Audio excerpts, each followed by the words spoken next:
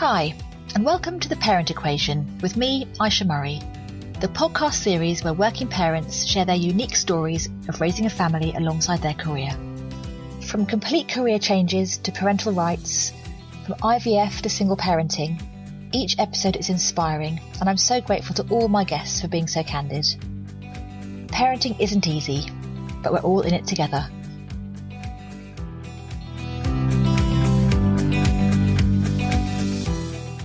So on today's episode, I'm joined by Emma Cottam. Emma is the founder of Isabella Us, and Emma can tell us a bit more about that in a second. So welcome, Emma. Hi, thank you so much for having me. It's great to have you on. And I've also got an Isabella, a 6-year-old Isabella. So it's great that your company has the same name. So maybe let's just start with finding out a bit more actually about what Isabella Us is and how it came to be.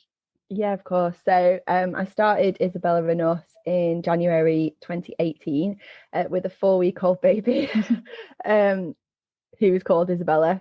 His business is named after. Great name. Thank you. A really crazy time to start a business, but I needed something to focus on. So after we'd had and this is kind of a continual theme throughout everything that I do, I was really struggling with that transition into being a mum and not just being Emma anymore, and navigating a baby who didn't want to sleep, who I hadn't really bonded with, and kind of just launched into the business, and it just kind of happened overnight. So it came from a conversation with some friends about some stuff that I could do, which was one of the first products, which was some mummy cards, which I no longer stock anymore. That kind of, the focus and the development of the business has grown over the past 3 years. And then my husband was working in Manchester at the time, so I was spending a lot of time at home on my own. Like, he was leaving the house or getting up at 4 a.m. and leaving the house by like 6, and wasn't getting back till 6:30 if the trains were running on time. I think there was some nights where he wasn't back till like 8. So it was a long time to be on your own with a baby. And so I spent a lot of time designing while she slept, when she did sleep. So she'd often be like led across me and have my laptop while I was designing, sat on the sofa. And kind of the whole concept behind Isabella Us was this idea of having these honest conversations about motherhood, because when I was pregnant, I couldn't find anything like that. And there were probably things out there, but it wasn't, I don't feel, as talked about as much. There was this kind of very like, you are to enjoy motherhood. This is it's perfect. You're glowing when you're pregnant, all this stuff. You will bond with your baby straight away and, everything. And actually that reality is, well, my reality was very different from anything of it's that. Not reality. It's very rose-tinted view, isn't it? There was no glowing. I was sick throughout pregnancy, and there was none of that. So I really wanted to kind of start this place where people could have these honest conversations, and where it could be this like real honest account of motherhood, but also that it was supportive. There wasn't any of this judgment, how you feed your baby or how you dress your baby or any of that, whether you go back to work or whether you don't, or you do, whatever that looks like, because our journeys and our experiences are so different for each and every one of us. And alongside that kind of business stuff, there was other things kind of rippling under the surface, and I was really struggling with my mental health, but hadn't really been open about it. I thought that, how I felt was wrong, that I shouldn't talk about it, that actually, I should love my baby, I should, feel bonded to her. And I didn't. I was really struggling with that. And I was in quite a dark place. And when she was, I think she just turned 5 months old, I went to the doctors and was diagnosed with postnatal depression. And from that point, I think about a week later, I started talking quite a bit about maternal mental health and my experience of that, because again, there didn't seem to be people talking about their experiences, or sharing those kind of realities. And sharing those things, it can be quite triggering for other people, but I also think it is important that those stories are, that they are out there, with obviously signposting to the correct support. So I started to share that part of my journey. And around the same time, I'd had this idea right from the start, but around the same time, I really began to want to put something out there that kind of brought all of this stuff together. And that's where the Positive Wellbeing Zine for Mums came from. Okay. That's a quarterly independent publication. This is my main focus now with Isabella Us. And that is a magazine that is designed solely for mums. So there's nothing, baby clothes, how you should wean your baby, how you should help your baby to sleep, like none of that stuff. It is just for us. And I felt that was really important. There was something, physical, wasn't online, you can sit in the bath and read it, or, read it as you sit in the car while you wait to pick your kids up from school, in the garden, whatever. That was beautiful, that you wanted to pick up, and that contained the most supportive and nourishing content. So there are articles in there and illustrations and poems, and it's full of other small businesses who are basically wanting to cheerlead mums and support us on our journey. And so that is my main focus now. So it's been like a long kind of journey, and we're now about to launch issue 12 that comes out on the 1st of May, which feels absolutely amazing, the fact that it's now 12 issues down the line. But that for me is really important, that we do have somewhere that is going to support and nourish us, but also that is going to help us to take time for us, because that can just fall to the bottom of the pile, that we're not making time for ourselves, and that comes with its own set of struggles and perhaps even consequences when we're not supporting ourselves in whatever way works best for us. So that is the main reason why I do the magazine. Yeah, and it's brilliant because it's quite timely. I was just saying to you just before we started that in the last couple of weeks, even 2 or 3 weeks, there have been several of my clients who have said that because of the extended lockdown and how there's no demarcation between work and home, and these are working mums, they've completely lost themselves. So whatever they used to do for themselves is no longer possible. So soon, hopefully, but at the moment, not possible.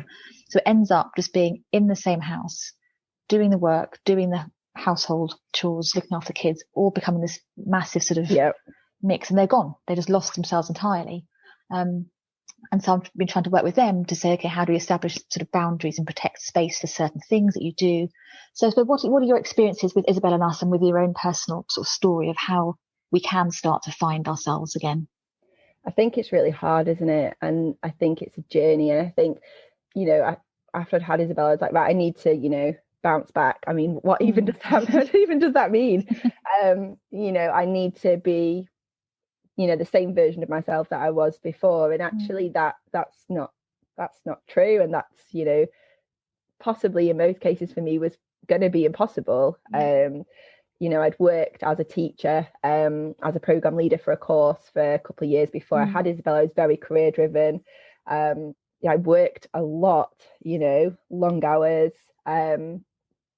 and to be honest, before I'd had Isabella, like I wasn't that good at looking after myself. I don't think I really knew who I was, or what I wanted from life. And then obviously all of a sudden you're given this baby and you're like, oh God, now what do I do? And I think for me, I had even not just like the confidence to do stuff. Like I really struggled with that. I'd always struggled with my confidence before. I was quite shy. Like I wouldn't have done anything like this, like pre-Isabella, like this wouldn't have happened. And I think for me, it came from the acceptance that actually it's not just about her. This is also a journey that I'm on. And if I am going to be able to best support her, I also need to be able to support myself. And I'm not saying that is an easy thing, because it's really not. And I think that's always a work in progress.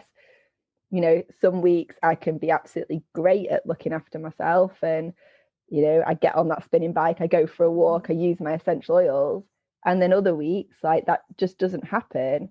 And I think it's about lowering our expectations for what we expect ourselves to do and what we can do, and then, as you said, putting those boundaries in place. And that's not just boundaries with work, is it? It's boundaries with the people that are around you. Absolutely. And being very, very clear. And that for me, with running my business as well as working, I found really, really difficult. And I think it's taken me quite some time to actually realise that if I don't have those boundaries, then I'm the one who suffers from that, you know, closing my laptop when I finish work, you know, not working at a weekend in terms of my full-time job. And actually, you know, we've worked really hard, and I'm really grateful that my husband and my parents are really, really supportive of what I do, because without them, this would be really, really difficult. And I know that some people are not fortunate to have that, you know, that support. And I think it's, for me, that it's about allowing myself to have that time. So, for example, we're recording this over Easter break, and we made the decision during February half term. So Isabella goes to a childminder's.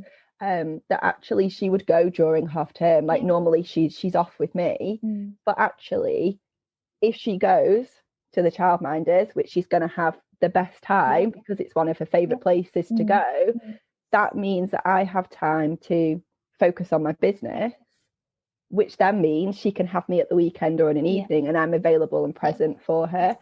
And yes, obviously that comes with a cost of the childminder. But that cost for me outweighed the fact that I needed that time. And if she was at home with me, then she's not getting my full attention. That's not good for either of us. But as you were saying, you know, it's about, I think, understanding that we need to go on this journey with our children. And I think it's about rediscovering who you are and what that looks like. And for me, that really started with my clothes in my wardrobe. And, you know, before having Isabella, I very much wore a lot of black. And no, I'm wearing a black dress today, but it's a long got a pattern on it. It has, white and yellow dots. But I wouldn't have worn a long dress like this wasn't, but there were things that I wanted to do that I didn't do. And I think I came to the realization, actually, what's the worst that's going to happen? If I buy that dress and it looks terrible, I can take it back.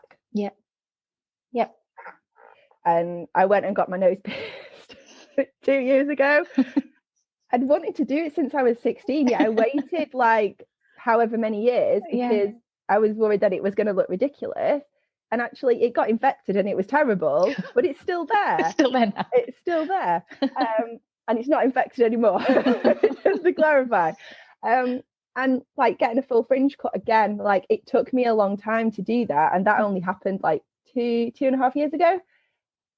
But I realized that actually these are the things that I've wanted. What is the worst that's going to happen if I do them? Like the fringe is going to grow out. I can take the nose ring out. I can send the dress back.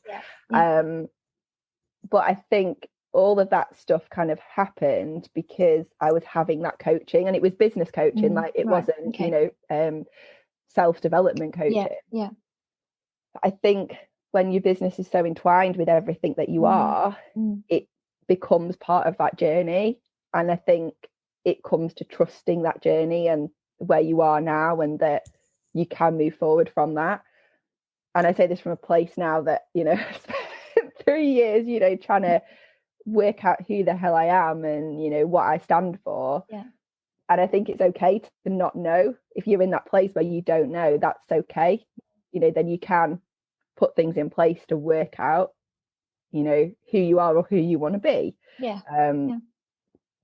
And I think the thing that we spent quite a lot of time was working out the things that I enjoy, and not being like, you know, if I want to do that, like I'm going to go and do it, you know, why not? I remember the first time we went spinning and I was not confident enough to go on my own, so I made Chris come with me. We are talking about spinning on a bike, are we? Spinning on a bike. And the place where we go, like they play the music really, really loud, and it's basically like there's like flashing lights, and it's like dancing on a bike. So you go, you feel like you've had a really good time, but you've also exercised. And I don't particularly enjoy exercise. So it's not for me. However, that, you know, I think we've been going now for like 2 years. We hired one of their bikes, so we've had it at home during lockdown, which has been a godsend. So that I can still do that. It's really good for my mental health. Like I know when I've not done that. And I didn't think that I would ever find something that I would enjoy that much that had exercise. That's true. But actually I think that's reframing that, isn't it? Actually it's about movement and moving your body, not going to that class where you burn X amount of calories. Like I get on that bike and I spin and there's like arm movements and stuff, but it feels like it's hard work, but it feels like, you know, I'm having a dance and it's good. And that's, you know, so the first time we went, I mean, it's mostly girls in the class. Men are allowed, but Chris was the only guy.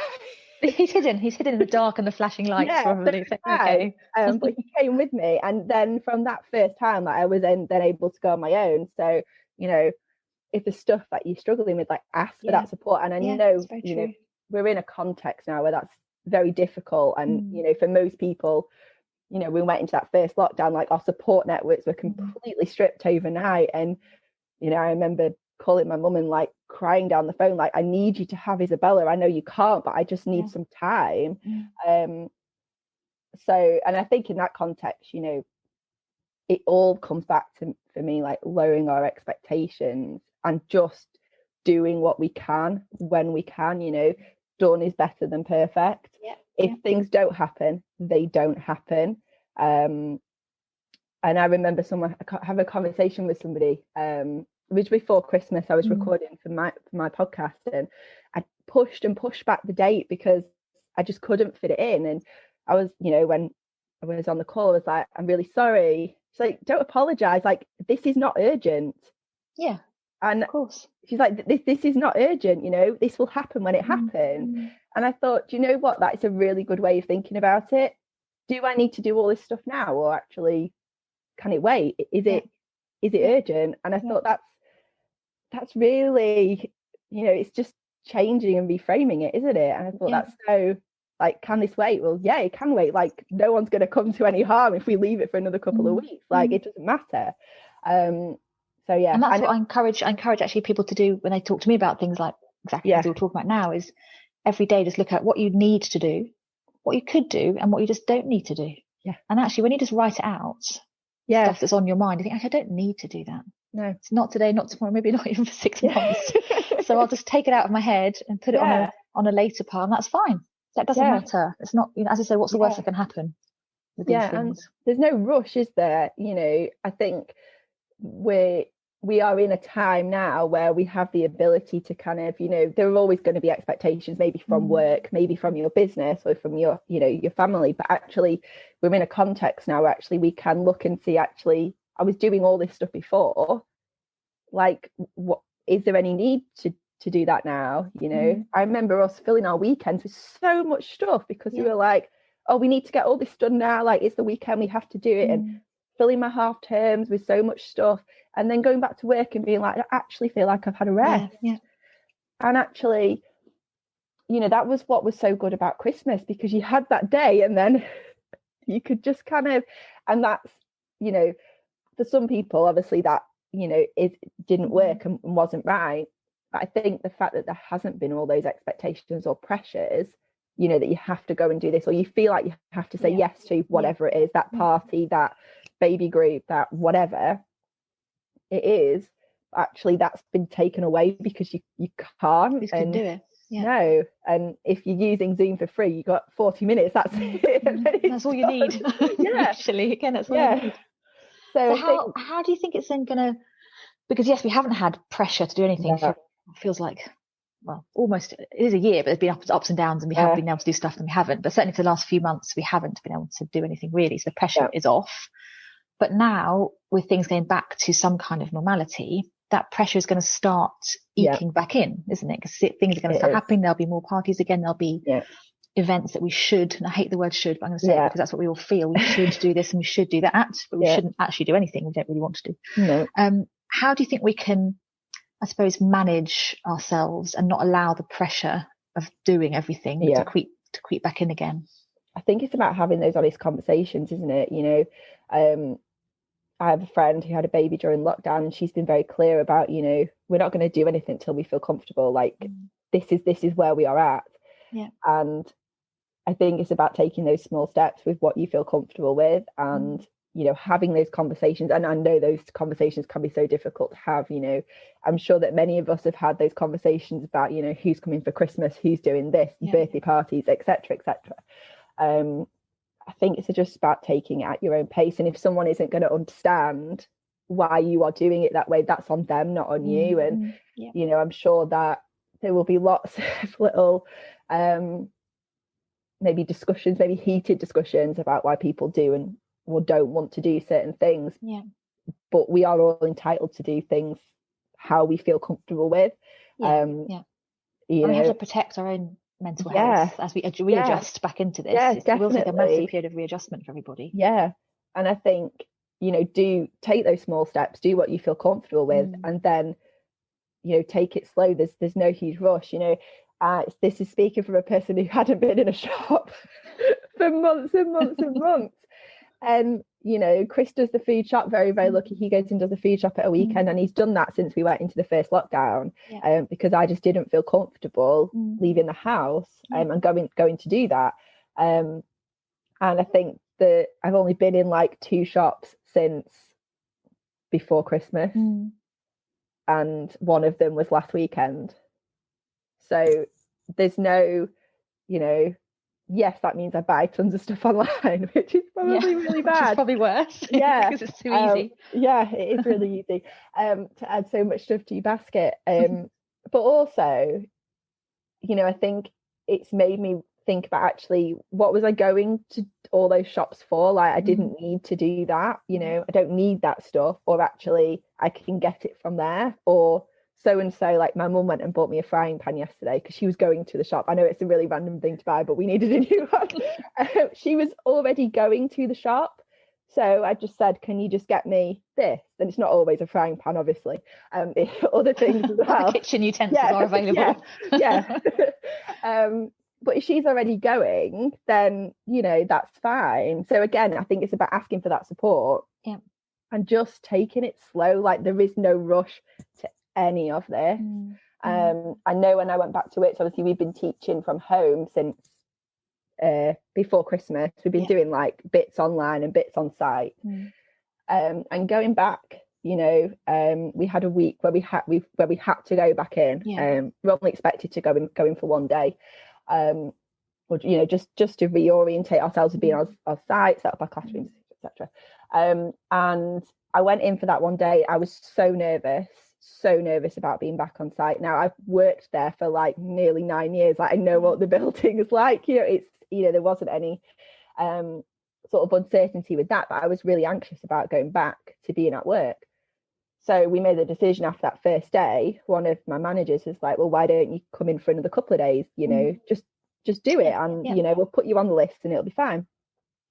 And actually going in for those 3 days, I did another 2 extra days. That made a huge difference.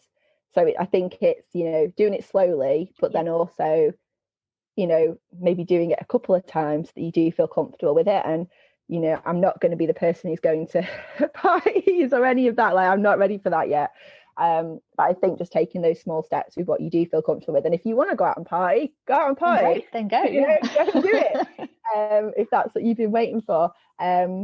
You know, or just do things, you know, at a really slow pace, if that's, or somewhere in the middle, you know. But as I said before, I think it's about having those honest conversations, and maybe some of those conversations start now, or they might have already been happening, and just, you know, trusting in what you need from this process, because I imagine that the next few months are going to be difficult and tough and probably quite stressful as things change again. You know, we've now been in this 3rd lockdown, you know, since, you know, just after Christmas and start of January, isn't it? So, you know, we're easing back out of that, and I think it's okay to not do things at the pace, obviously within the government regulations, but it's okay if you don't want to keep up with that pace and you want to, you know, maybe leave things a couple of weeks and then, you know, try. Because it's a long time to have been living in a very different way. As you say, you don't want to sort of look at this mountain ahead of you, things that you should do or might have to do. So taking those small steps and just dipping a toe in the water, really, isn't it? And just sort of getting used to it again until you're comfortable to move a bit further forward is absolutely fine. And as you said, you're entitled to do it at your own pace and to manage your own well-being how you see fit, really. And hopefully with the support of family and friends around you. So we talked about, just at the beginning of this, we touched on the fact that you had postnatal depression when you had Isabella. Yeah. And again, quite sort of relevant for some of my clients at the moment, because they are, a few of them, just going back after maternity leave, or on the cusp of going back on maternity leave, and are feeling all of the things we've touched on already. So the rose-tinted view that you spring out of bed after 9 months or 6 months or a year, whatever it is, and you say, yes, I've done it. I'm a mum now. I'm ready to go back to work. It's all going to be great. I'm going to manage all this stuff. It's going to be so easy. I've got it all sorted. I'm going to be a great mum, great employee, great wife, partner, girlfriend, whatever it is. And it's all going to be amazing. And then it's just not. And I was like you, I didn't bond with my first daughter immediately at all. And it was terrifying. Yeah. So I thought, well, this wasn't supposed to happen, was it? What happens now? Yeah. If I don't love her on day one, does that mean it's going to be terrible? And of course, eventually it's all fine. But so I suppose just going back to your own personal experiences of that, because I know that some of my listeners will be going through exactly the same thing now, trying to get back to work and feeling like they can't, they just can't do it. And how on earth is it going to happen? So how did you, I suppose, eventually get through it? So after I'd had my diagnosis, obviously I had one lot of counselling, and as I started that process, so I think my counselling finished over summer at some point, and I was due to go back to work just after the October half term, and we'd started looking for childcare, I think maybe 3 or 4 months after we'd had her. Maybe my mum was I couldn't, consider any of that. But my mum was like, we need to kind of go through this, now we need to, maybe start looking for people. And my mum knew someone through work who was a childminder. Anyway, we went to, have a chat with her. And it was, I think that's one of the things that I found really, really difficult was, finding someone that I felt that we could trust. And we met another person and it didn't feel right. Yeah. Whereas with this lady, it's like, Isabella loves her. Like it's home like she's home. Got and it's amazing that she has that relationship with her, and I don't think we could have found a better place for it to go, and a place that we feel comfortable with her being. And I think that was the biggest deal for me. I think what really helped that process is that we made the decision. So she had some are they called settling in days? I think something like that. Yeah. And they were from September, so she had one. I remember that first time that she left the childminder picked her up from ours rather than us dropping her off. Oh my gosh, like I didn't know what to do with myself. And for me that was really difficult because obviously I've been through this 8-ish or so months where I hadn't felt like I bonded with her, and then just as I was about to go back to work I started to feel that bond, and that took a long time. And then I think like the opposite happened, that I was like, I can't do this, like I've just started to bond with her, now my maternity leave is coming, she's going away, taken away from you. And one of the things that I'd really struggled with, some of those intrusive thoughts, was that I thought that someone was going to come and take her away from me, and that someone was just going to turn up at the door and say that she wasn't mine and that I didn't deserve her, and that they were going to take her, which obviously was not the reality of that. And I think that started some of those thoughts kind of cropping back up. So we made the decision that not just to help Isabella feel comfortable, but also for me to be comfortable with that, is that she would go, I think she was going every Monday throughout September, so like September and October. So before I went back to work, she started to go one day a week. And that really helped. And I think that process of, you've been with your baby for however long, and yes, she might have had support from other people to help, or maybe not in the, with the situation that we're in at the moment, that actually that was really, really difficult.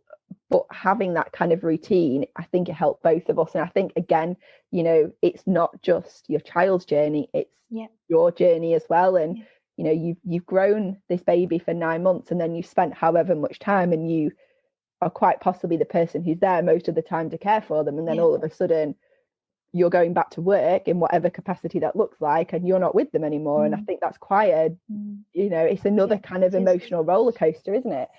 So at the start we decided that, when I was pregnant, I was like, don't worry, I'm going to finish like just a week before my due date. I had no clue and I'll be back full time, like no problem, it's totally fine. Obviously that was not what happened. So we decided that I'd have a phased return and went back 3 days a week. So I still had 2 days at home with Isabella, which was really useful.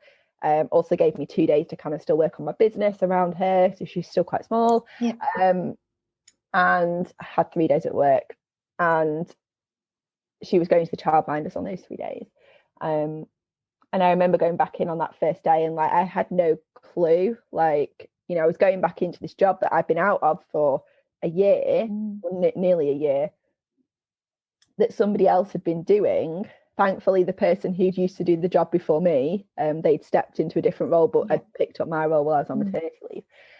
But I remember going back in and thinking, like, I've got no clue what I'm doing. I don't know what I'm doing. Like, I can't do this. Like, you know, and I think that you're dealing with another set of hormones, emotions, etc., and then you've gone back into a place of work that you've been out of for so long, and things have changed. Maybe the dynamics have changed.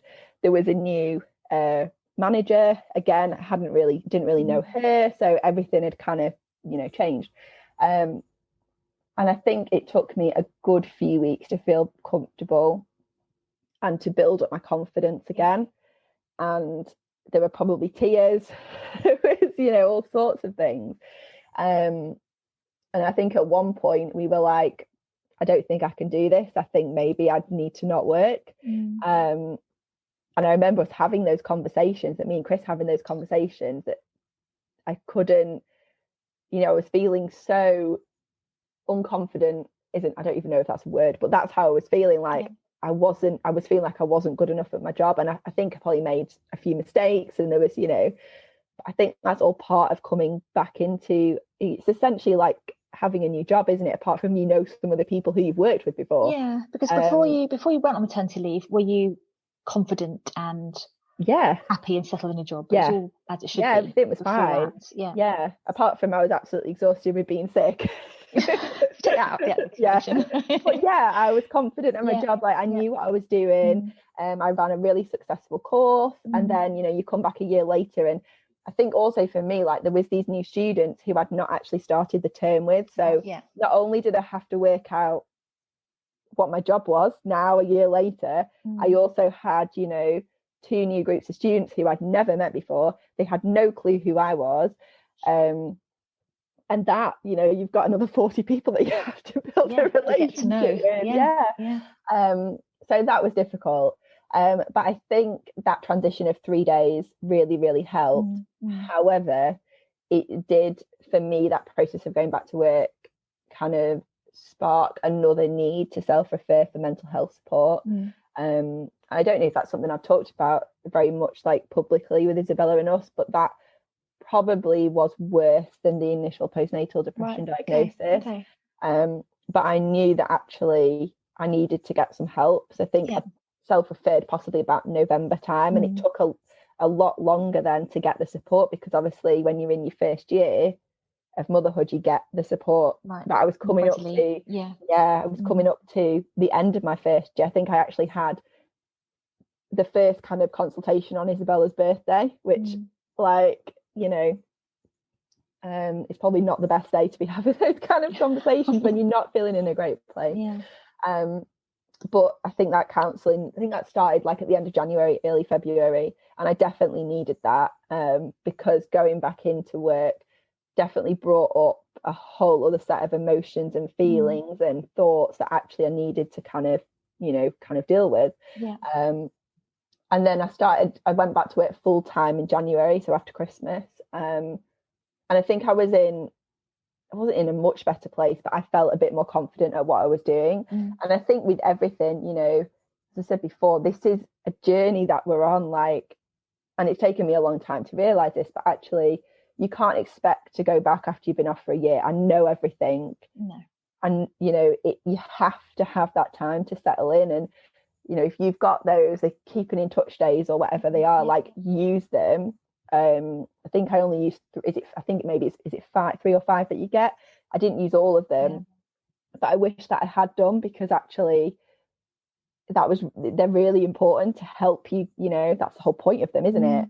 So if you can use them, then then do. And it's interesting what you say about the journey, because obviously you might assume that the journey from having your baby to going back to work, so have your year off, say, whatever it is, year off, say, and you go back, that your postnatal depression happens and you deal with it and you have the right support around you, and then you'd hope that then the journey is a positive trajectory from there, and you solve that problem and you end up going back to work and it gets better and better. But actually what you're saying is that journey isn't linear. No, because you can think you solved one problem while you're on maternity leave, and then you go back something to work else. and something else comes about, and that something else for you, I guess, when you went back to work, that wouldn't have then been a bonding with Isabella issue, because that presumably was part of the initial stages. This was a completely different issue to do with, I said, the confidence and return to work, and then what that new life looks like, I suppose. And I think, we were also approaching her first birthday, which is, there was some issues after she was born, like family issues. I won't go into them, but things that went, they weren't great. And that for me was like, that is always every year, like quite a trigger point. Like we deal with it better this year because we don't, when we celebrate her birthday, we do it over a period of days. So actually the day that is her birthday is generally just the three of us or our parents. And if we're going to do something, we do it on a different day. So like this year we did presents at the week, a couple of days before, at the weekend. Means she can, play with her gifts, and she's still young enough to kind of not actually understand what day is her birthday. As long as she's got presents, it's fine. She's got presents. And she probably loves, a week-long birthday. And it might be something that we have to continue. But actually not putting all that pressure on that one day has really, really helped. Because when we did it for her first birthday, we had a party and it was a lot. It was a lot for me to kind of deal with. Because again, it's not just, it sounds really bad, it's not just about her. That day is also about us as a family. Definitely. And that experience that we had, when she was born and, just after. So that's something that has been really useful. And I think finding those little things that make things slightly easier is really good. And that helps, again, manage those expectations, relieve that pressure, which obviously helps your well-being.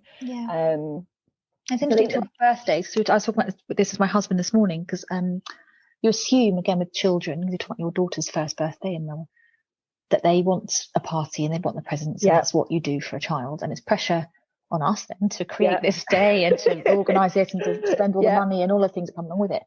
But actually, our youngest, Isabella, our 6-year-old Isabella, is a very, as you said today, peripheral person. She likes to be on the outside. She doesn't want to be the centre of attention.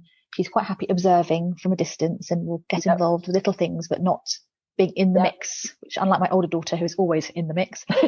So actually having a big party for her, as we did just before lockdown, her birthday was last year, was actually the wrong thing to do now in hindsight, because yes, for us, it was a bit of a headache, because you had to organise it and do all this sort of stuff. And in my head, assuming that's what she wanted. But actually, it was a terrible assumption, because I don't think she really enjoyed it, because she didn't want to be in the middle of 20 kids being stared at. And then we got the horrible, ubiquitous, minion person man came in, and I think she cried at that. She's like, oh my God. So all this sort of effort goes in, and actually it wasn't what she wanted. And so now, it's taken me almost a year to realise that, but that's not for her.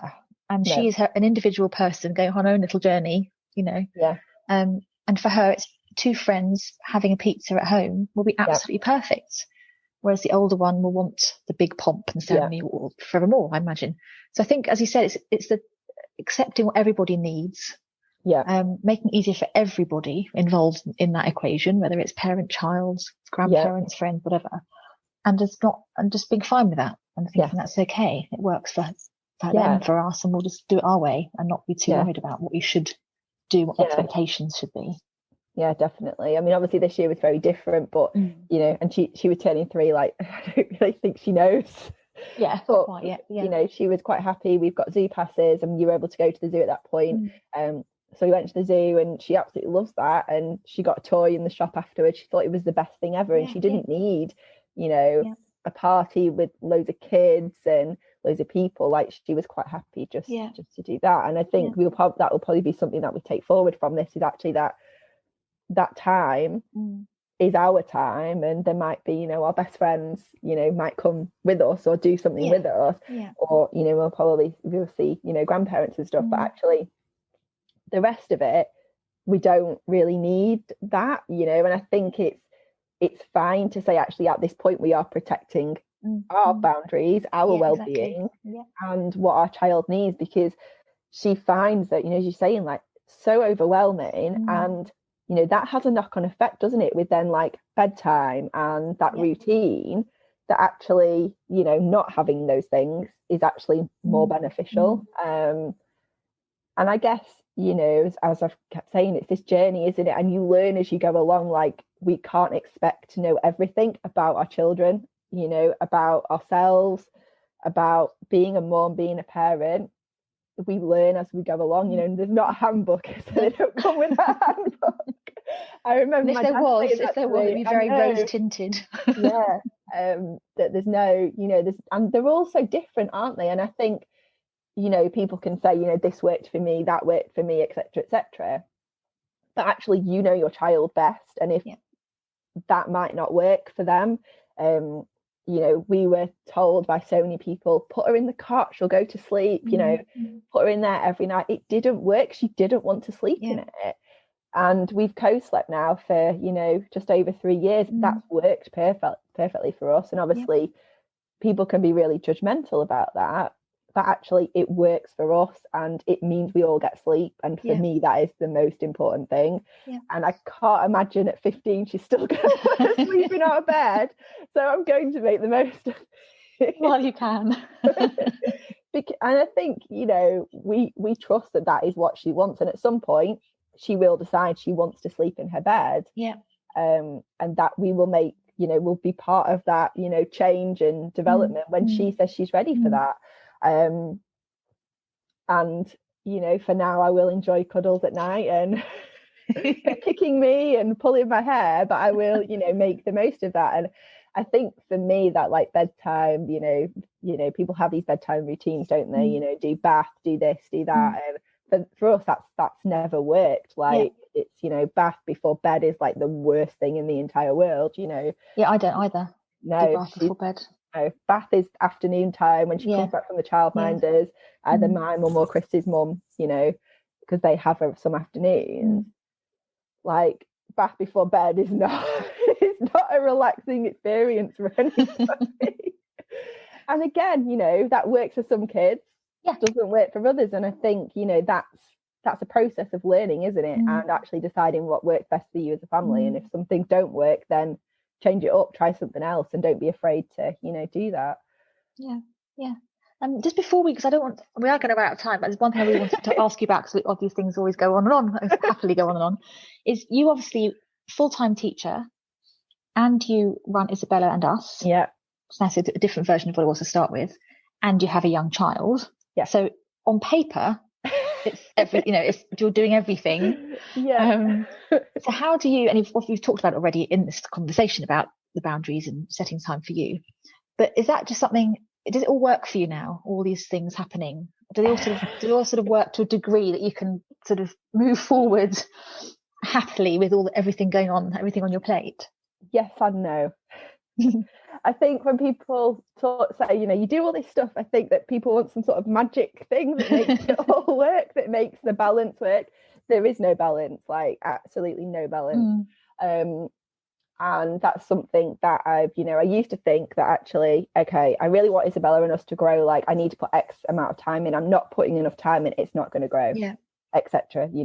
Work, obviously, that's my full-time paid job. That has to be a priority, as does Isabella and Chris.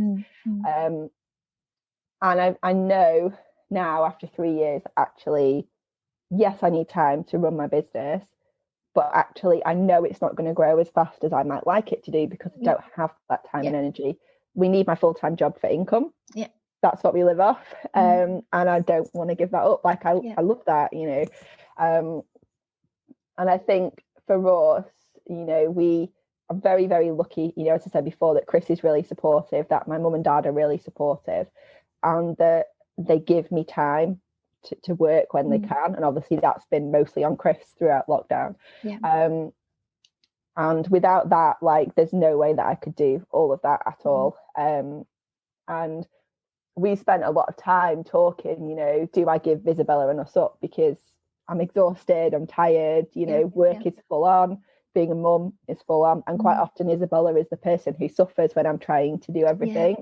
But actually we know that I would always want to do something, and I don't really want to give up Isabella and Us because that is so much of me, that is my thing. And you know, I think that comes back to what we were saying earlier, you know, that is my time for me. Yes, there are some bits that I don't enjoy that are not self-care as such, but actually running the business is my thing, and that helps me to maintain my well-being. It's, you know, that's part of what I need. And so we just have to make it work as best as we possibly can, and that means that every week, you know, I need time to work on my business, but we discuss when that time will be, and if I do this, then okay, we'll do that. And I always then try to cram as much as I can into school holidays, so, or at a weekend. So I think, you know, quite often emails, they just get left during the week. Like, I can't always pick them up. Not as present as I'd like to be on social media, but actually I'm on this journey and it takes as long as it takes. And you know, it's taken me a long time to realize that that I can't always keep up with stuff. I can't always do stuff. I have to say, no, I can't do this right now because I'm working or because I want to spend time with Isabella. And that saying no, not now is, you know, that's okay. Like, it doesn't mean no, I don't want to work with you, or no, I don't want to ever want to do it. It just, right now, this doesn't work for me. And I used to feel really guilty about, you know, not replying to emails, but now I just have an out of office set permanently that says, I work full time, I'm a mum, and I'll be back in touch as soon as I can. And not apologising for it taking so long. Like, it's just reframing it, isn't it? That actually, it's just simple, and that's a great example, because there's little simple things like that. There was someone I know who's out of office at their normal work, their office job, but they're out of office at their team. Their manager encouraged them all to put on was, we are all working from home, and I'm also a working parent, and I'm homeschooling. So it's I'm just doing my best, but if I can't reply today, it's not me, sort of thing. So, and just little things like that. Again, it's communication, isn't it? I think it's communicating to people, whoever those people are, whether it's family, friends, or colleagues, or whoever it is, that this is what's happening. And just being clear about that, isn't it? That actually this is the time that, you know, I want to spend time with you, or I want to do this, but actually I just need to do this bit first, and then I can. And, you know, I'm very grateful that actually my friends and my family, you know, they know that this is, you know, part of me and part of what I want to do, and they're, you know, they support me in that. But, you know, I think it's, you know, again, kind of everything that we said, it's those expectations and also setting those boundaries. And, you know, this week and next week, as when Isabella's at the childminders, it's time for me to work on my business. Probably will also watch a lot of Netflix and Disney Plus. And Disney Plus. Oh, okay. They've got Grey's Anatomy, so that is But again, I'm thinking secret animation watching when Isabella's at a childminder. No, enough of that when she's at home. But you know, that time is like scheduled time, isn't it? And then, you know, Chris is still working from home. Isabella will be at the childminders. When she comes home, then she gets my full attention. And you know, yes, you know, there is no magic balance. You know, it is a constant juggle. But actually, the way it is now, it works for us. And I'm not saying it isn't stressful and that things don't, you know, fall to the side, but actually what is urgent and what isn't, and what needs to take priority. And you know, there'll be probably some days over the next couple of days like, I'm not doing any work, I'm not doing anything, like this is me resting, I have this time, I'm entitled to this time, while also obviously, you know, doing other things that need to be done. But you know, I think the whole thing is just, you know, lowering your expectations, being really honest with what you need and when you need that, knowing when those pressure points are, I guess. So like for me, when the magazine is about to launch, like that is a huge pressure point. Getting everything packed, getting everything to the post office, and and working that around, you know, what we need to do as a family, and then do we need any additional support, you know, is key, and knowing that is coming up and discussing that. So yeah, boundaries, expectations, honest conversation. And I think also for you, I think your particular example is having a passion. So Isabella Us is obviously a passion project for you, business for you, and it's such a worthwhile project, worthwhile business to have running, because of nature of what it does. So having that in your life, something that you can focus on, is worthwhile, and it gives you purpose, doesn't it? So I think having something, whatever that is, whatever someone needs to find to give themselves a purpose outside of work and outside of family, is also very, very important. It could be anything, couldn't it? But like my husband loves running, like that's what he does, that's his thing, you know. And I think just as you said, just finding that one thing that, and make, you know, that might start for you to, you know, find yourself. I don't really like that terminology, but you know, you know, work out who you are, I guess, and just give you something, as you said, outside of that. Like, you are entitled as a mum or a dad to have stuff outside of that, you know, little unit. You know, and we all deserve it. We all work hard enough, so we all deserve a bit of us time. And what are we showing our kids if we're not doing that? Because, you know, we want them to grow up with, you know, being able to take care of themselves and support themselves. We need to model that behavior, don't we? And I think, you know, my mum, I don't remember her doing that. You know, she looked after us. That was what she did. And she didn't pursue the stuff that she was really passionate about, because she looked after us. And that's actually really sad that she didn't do that stuff. So just do the stuff. Just do the stuff. Think about yourselves. And find something, you know, that, you know, even if it's just something really small, you know, taking that 5 minutes, that 10 minutes, you know, whether it's doing something with a friend, just find that, you know, that one thing, and and take that first step to that one thing, isn't it? So it's a great place to wrap up, I think, Emma. So thank you. But first important question is, if anyone wants to get hold of your magazine or be on your subscriber list, that's an outdated subscriber list, how can they do that? So you can find me on Instagram and Facebook at Isabella Us, and the website is isabellaus.com, where you can get the magazine and a yearly subscription or a gift for a friend or any of that sort of stuff. But I mostly hang out over on Instagram. So okay, cool. I'll put the links into the show notes and everything as well. And I think it's so nice to have a tangible magazine in this digital world that we live in. Where it just feels like you can have a bit of pure escapism with it. Yeah, definitely. Yeah, that's great. So thank you so much, Emma. It's been an absolute pleasure talking to you. I knew it would. Thank you for having me. And good luck with all of the things, all the plates you're spinning. It sounds like you're spinning them so well. And I'm sure we'll chat again soon. I'm sure that we will. Thank you. Thank you, Emma. Take care. Bye. Bye.